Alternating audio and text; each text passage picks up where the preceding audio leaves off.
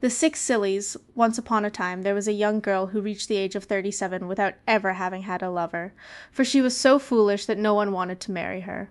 One day, however, a young man arrived to pay his addresses to her, and her mother, beaming with joy, sent her daughter down to the cellar to draw a jug of beer. As the girl never came back, the mother went down to see what had become of her, and found her sitting on the stairs, her head in her hands, while by her side the beer was running all over the floor, as she had forgotten to close the tap. "What are you doing there?" asked the mother. "I was thinking what I shall call my first child after I am married to that young man. All the names in the calendar are taken already." The mother sat down on the staircase beside her daughter, and said, "I will think about it with you, my dear." The father, who had stayed upstairs with the young man, was surprised that neither his wife nor his daughter came back, and in his turn went down to look for them. He found them both sitting on the stairs, while beside them the beer was running all over the ground from the tap, which was wide open. "What are you doing there?" "The beer is running all over the cellar." "We were thinking what we should call the children that our daughter will have when she marries that young man. All the names in the calendar are taken already." "Well," said the father, "I will think about it with you." As neither mother nor daughter nor father came upstairs again, the lover grew impatient, and went down into the cellar to see what they could all be doing. He found them all three sitting on the stairs, while beside them the beer was running all over the ground from the tap, which was wide open. "What in the world are you all doing that you don't come upstairs, and that you let the beer run all over the cellar?"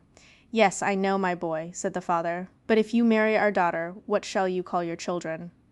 "All the names in the calendar are taken." When the young man heard this answer, he replied, "Well, good-bye, I am going away. When I shall have found 3 people sillier than you, I will come back and marry your daughter." So he continued his journey, and after walking a long way he reached an orchard. Then he saw some people knocking down walnuts and trying to throw them into a cart with a fork. "What are you doing there?" he asked. "We want to load the cart with our walnuts, but we can't manage to do it." The lover advised them to get a basket and to put the walnuts in it, so as to turn them into the cart. "Well," he said to himself, "I have already found someone more foolish than those 3." So he went on his way, and by he came to a wood. There he saw a man who wanted to give his pig some acorns to eat, and was trying with all his might to make him climb up the oak tree. "What are you doing, my good man?" asked he. "I want to make my pig eat some acorns, and I can't get him to go up the tree. If you were to climb up and shake down the acorns, the pig would pick them up."